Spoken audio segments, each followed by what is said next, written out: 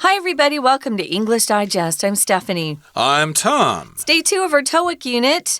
Day 1, we kind of guided you through ways to prepare for your first garage sale, taking things in your home that you don't need or want anymore, and then arranging them, hopefully in a garage or maybe a front yard. Backyard, too, if you have a backyard. If you have any sort of yard, it's helpful, but a lot of us in the city don't. Maybe your apartment complex has a community space that you can talk your superintendent, we call them 管理员 here, but if you can talk him into letting you use that space, maybe you can arrange your things there. Who knows what's possible? But anyway, we went through the steps. You want to clean out your place, prepare your garage, your basement. You want to clean out your closets. That's what you want to do. But go through the things that you want to sell. Some things are in bad shape. Please don't sell those. Nobody wants them. Unless you think there might be a way to fix it. There are some really handy people out there that can fix broken electronics, especially. But go through them. You want to buy some stickers, decide on prices, put things in bundles if you think it will create a greater demand. And also, pick a really good time and place and give yourself enough time to set up this garage sale. Now, holidays are good times. We talked about that. And then you want to promote your garage sale, and we talked about those. What are some of the best ways to promote a garage sale, Tom? We talked about that last time. Again, you can distribute flyers, little posters you can put in various places in your community. Or, of course, you can advertise online through social media. And, of course, you can advertise by word of mouth. Tell all your friends and all your classmates and your coworkers and stuff like that that you're having a garage sale. And that's what's happening in today's lesson. We've got a conversation between Kent and Susanna, and Kent has been cleaning out his apartment, and he thinks that he's got a lot of unnecessary junk that he'd like to sell, and he's thinking of having a garage sale, and he kind of runs this idea past Susanna. So let's listen to their conversation right now.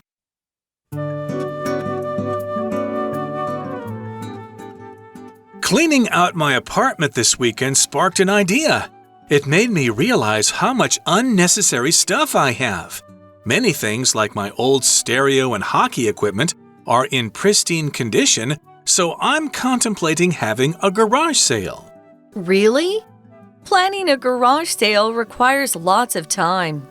You'll have to sort through all your stuff, determine prices for each item, and advertise the sale. Plus, you'll have to find an ideal location for this sale. I don't know. I think it could be an outstanding opportunity to make some extra money. Regarding the location, I think I could convince the superintendent of my building to permit me to hold the sale in the community area outside my apartment complex.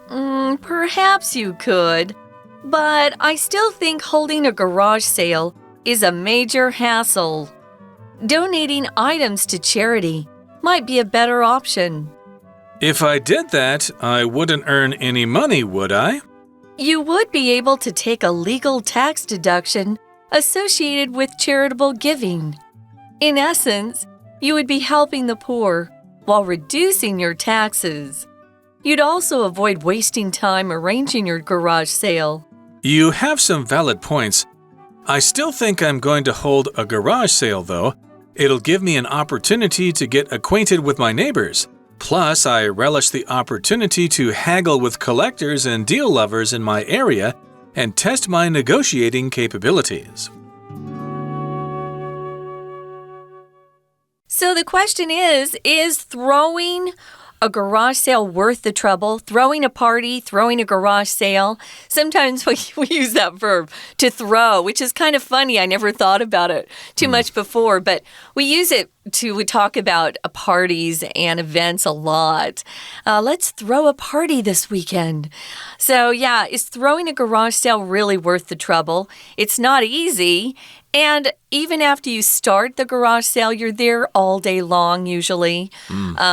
Typically, it goes from, let's say, 9 o'clock, 8 a.m. if you're an early riser to, 6 or 7 at night. So it depends.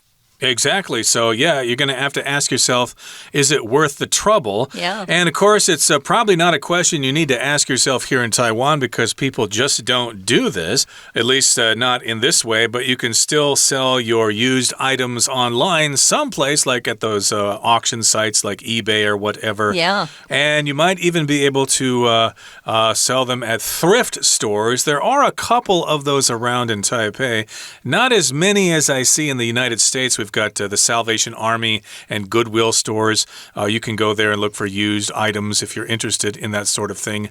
To me, it's just a bunch of junk, but in any case here, is it worth the trouble? Well, here Kent says he's cleaning out his apartment this weekend, and doing so sparked an idea. So while he was cleaning out his apartment this weekend, it gave him an idea. Wow, I got an idea from cleaning all this stuff out.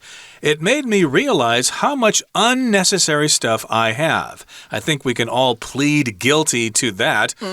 We accumulate stuff over the years, and we just don't have the heart to get rid of it. It's hard. I might need that someday. I might be able to give that to my grandchildren or something like that. So, yeah, it's really hard to let go of things. So, yeah, you're just going to have a bunch of stuff in your house, and eventually you'll have to figure out a way to get rid of it. Yeah, it's even hard for me to get rid of old clothes. It's crazy. I'll sit there and I'll think, but maybe one day I'll need it, or maybe one day you'll lose enough weight to wear it again. Well, no, some of these things I can even wear, and I think, I've had it 10 years. I should finally get rid of it. But I have a couple of friends that are willing to take some of my clothes off my hands. But yeah, it's hard to get rid of stuff. I was looking at my things this weekend thinking, I need to get rid of some things. But it's very hard, and it's harder for some people. There is sort of a disease associated with this, and when people can't get rid of things and they just keep collecting, and that's someone who becomes a hoarder, Hoarder, hoarder. You're hoarding things. So, yeah, there are very popular shows these days online and on Netflix about hiring someone in particular. I'm thinking about a Japanese woman who comes into people's homes and helps them dump stuff and just, clean out their homes or closets so that they feel better and they're able to function better. That would be Marie Kondo you're talking about, but I think there are probably other ones out there. And yes, indeed, he's been cleaning out his apartment, so it gave him an idea. Yeah. He's got a bunch of unnecessary stuff. Many things, like my old stereo and hockey equipment, are in pristine condition, so I'm contemplating having a garage sale. So maybe Kent is a Canadian. Maybe he used to play hockey, but he doesn't play it anymore. He's probably too old for that or has other interests, but he still has his skates and his pads and his stick and his pucks and stuff like that. So he wants to get rid of that stuff. And he's also got his old stereo. Maybe he's got a turntable and a cassette deck. Nobody uses those things anymore. Everybody uses their phones to play music. So he thinks all that stuff could sell because it's in pristine condition. Pristine means almost as good as new. It's used. It's not perfectly new, but still it's in great shape. So he might be able to get a good price for that stuff. And he says, I'm contemplating having a garage sale. So here we've got the verb to contemplate, and that just means to think about something, to consider something. He's considering having a garage sale. You could also say that. Yeah, we use it a lot when we're thinking about making a decision. So you have something in mind that's a probability that it's a likelihood that you're going to do, though you haven't decided for certain. So, yeah, this is a decision he's thinking about. I'm contemplating having a garage sale. And Susanna, his friend, says, really? Planning a garage sale requires lots of time. Not just planning it, actually carrying it out takes time too. You'll have to sort through all your stuff, determine prices for each item, and advertise the sale. And then she adds something else at the end. She says, plus. We use this so often when we're having conversations, but I don't hear it so much among the English speakers here in Taiwan.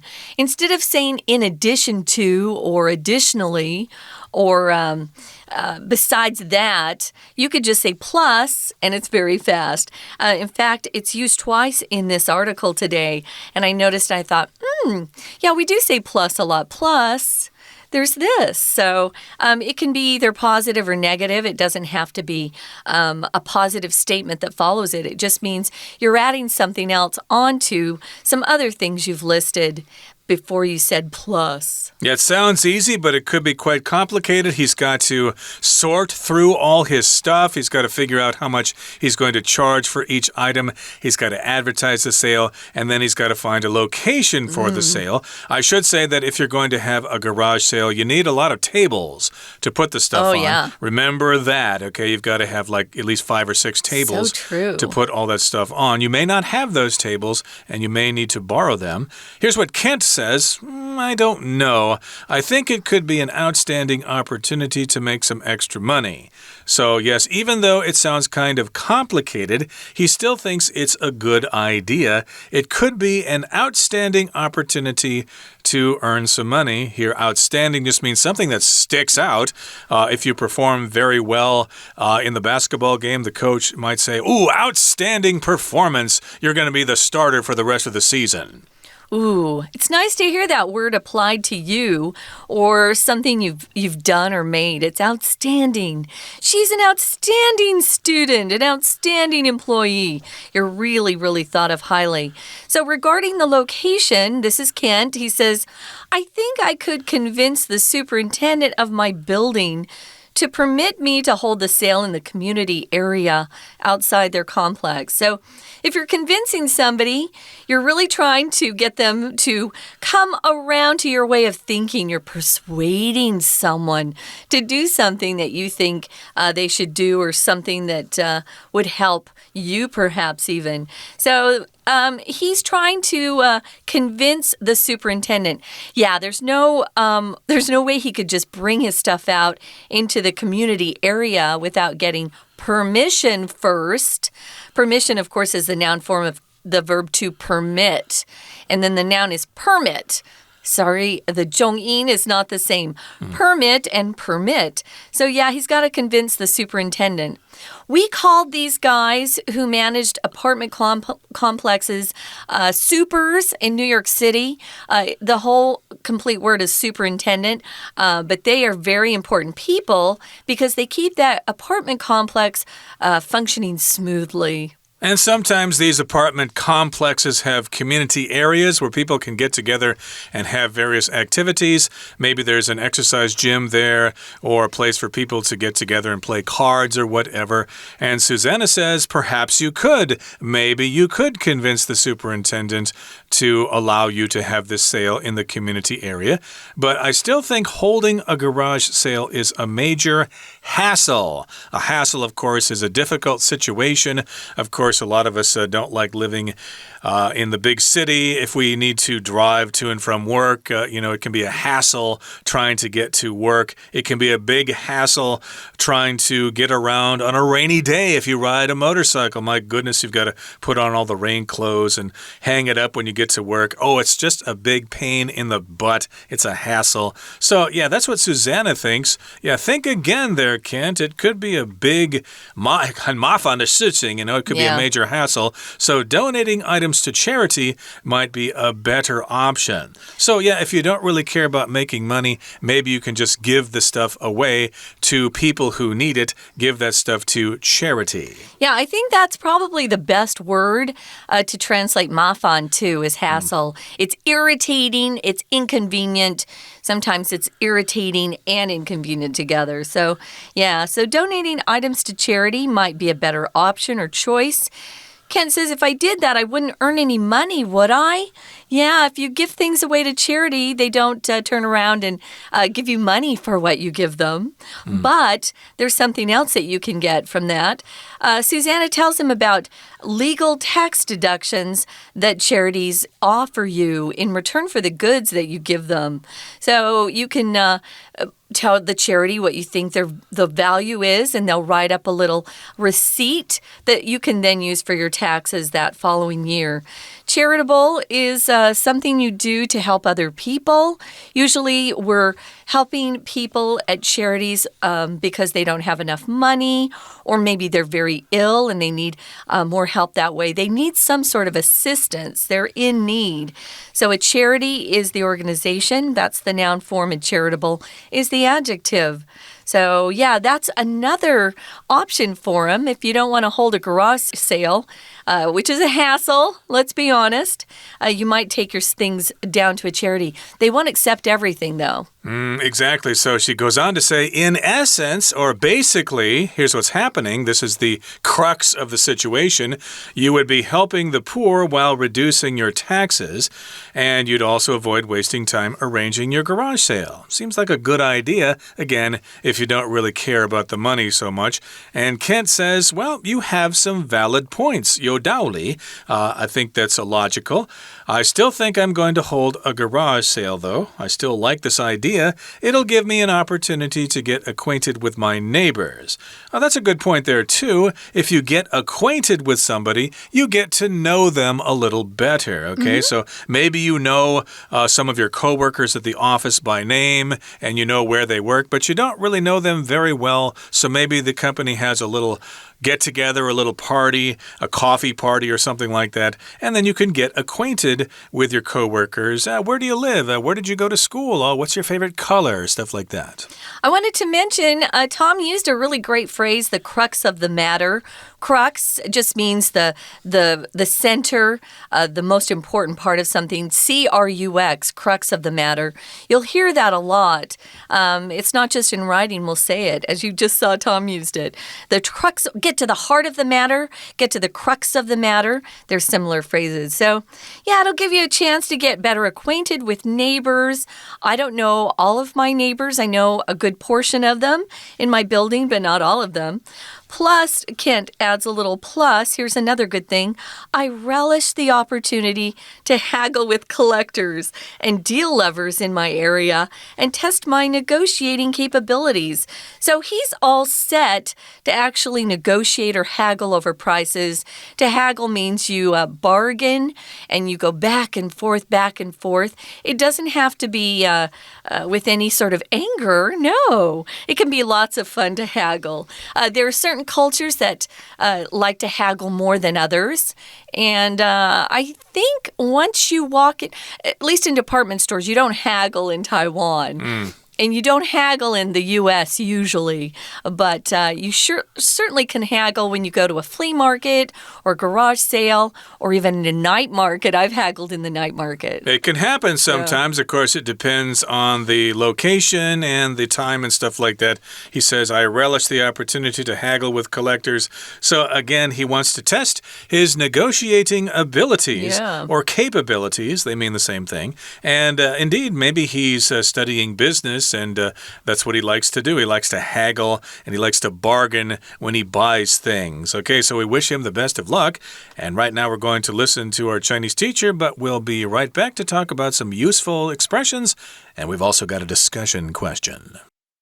听众朋友大家好，我是安娜。好，我们昨天谈到如何来办一个二手拍卖会啊，一个这个车库拍卖会。到底二手拍卖会是值不值得办呢？我们今天借由 Ken 跟 Susanna 他们的这个对话来优缺点来比一比。可是我们在标题当中看到一个形容词，这个形容词叫做 worth。worth 好，那么通常它都会怎么用呢？在英文当中，值得如何如何，这个 be worth， 它有第一种用法，后面直接加动词 ing。好，也就是说，我们今天要谈的是某一个人事物值得如何如何。这个片语呢，第一种是 be worth doing something。我们可以说 The novel is worth reading。特别注意哦 be worth doing something。后面这个 doing something 特别强调的是事情发生，所以你不要去分它的主被动。好，第二种值得的片语叫做 be worthy of。如果我们把值得的形容词换成是 worthy 另外一个字 worthy， 那么后面通常都会加上 of 这个介系词，那这个时候就要特别小心咯。这个小说值得一读的读当然是被人读，所以我们会说 be worthy of 加名词，或 be worthy of being done， 就是 being 再加上 pp。The novel is worthy of being read。好，这个时候我就要用被动。当然你说老师这样子我觉得很难分呢，有没有比较好用的用法？好，不然你干脆用另外一个形容词，值得叫做 worthwhile， worthwhile， 而且它通常就直接用虚主词来搭配就好啦。It's worthwhile， it is worthwhile to do something。 所以这小说值得一读，你就干脆直接讲 It is worthwhile to read the novel。好，但我们花了很多时间讲 worth 这个字啦，因为它真的很常用，然后它也是高中英文很重要的东西，好，所以我们这个是的确值得花时间的。好，我们在第一个 Kent 这边，他当然就讲说，他的这个公寓里面有很多杂物啊，所以他就是很想要办个二手拍卖啊。所以 Susanna 就帮他做一些思考啦。第一个 Susanna 他就特别讲说，有吗？你真的想要做一个二手拍卖吗？你要分类东西，决定价格，然后要宣传，然后还有地点呢。所以 Kent 第二个 Kent 就直接回答他，没关系啊，可以增加一些收入嘛。不过有关于位置这件事情，他基本上呢觉得管理员应该会允许他在公寓大楼的这一些公共空间来做举办。我们来看一下第二个 Kent 的第三句哦 ，regarding 在动词这个在 location 前面这个句首的第一个字，它其实就是介系词，有关什么什么主题。有关于地点的话，特别小心这一句话当中的 permit 的用法。permit 这个字跟 allow ALLOW 一样，都有允许的意思。而且不晓得为什么大考就很喜欢考 allow 这个字，你可以去查查过去历届的考题，在综合测验考真的不止一次，这几年还是出现 allow someone to do something， 挖后面 to do something 这个选项，所以特别小心。不过我们今天在这边呢，还是要再提一下假设语气，因为我们在这个夏季刊当中特别讲到很多有关于假设语气，比如说前面几个 unit 都有 as though、as if 这样子的一个仿佛好像的连接词片语。那哪里出现假设语气呢？出现在第三个 Kent， 第三个 Susanna 这个地方。第三个 Kent 说，如果我那样做，我就赚不到钱了，不是吗？因为 Susanna 提议他可以把东西捐给慈善机构。好，如果我们今天不用假设语气哦，我们会说 If I do that, I won't earn any money, will I? Kent 其实是想要做，他也愿意做，他只不过是提了一个假设而已，也就是与事实相反。所以当我们说与事实相反的时候，现在式就会用过去式啊 ，do 会变成 did， will 变成 would。所以这句话我们再看一遍 ，If I did that， 如果我真的那样做，I wouldn't earn any money, would I? 所以他 suppose 他还是想要办二手拍卖会，他想要赚一些钱。那么 Susanna 接下来第三个 Susanna， 我们在第一句、第二句跟第三句的地方，同样也都看到是个假设语气。我们为什么会这么说？第一，上文的 Kent 已经用假设，下文的 Susanna 就接着他假设是那种状况的话，我们看到了三个关键。第一句的 would 这边圈起来，它就是假设。第二句 you would 这里还是圈起来，它就是一个假设语气。还有第三句 you 后面的一撇 d， 这里的一撇 d 还是 would 是一个假设语气。所以假设你是因为捐给慈善机构，你可能会如何，这都是与事实相反、假设性的一个陈述。好，那么 Susanna 在第三个 Susanna 的第一句要特别小心哦，有一个关系子句，它是简化的，先行词是 a legal tax deduction，后面 associated 到句尾可以左右括号，省略的是 which 或 that 跟 be 动词的 is。那当然，不管是要把东西捐出去，还是二手拍卖，大家都可以把优缺点拿来比一比哦。我是安娜，我们下次见。We're going to take a quick break. Stay tuned. We'll be right back.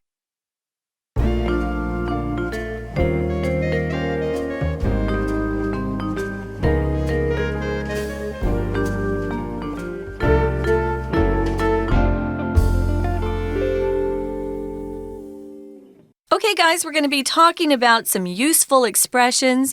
Here are some expressions that we can use when we don't agree with someone. It's a way to express disagreement in a nice way. So what's number one? I'm afraid I disagree. I'm still going to hold our garage sale.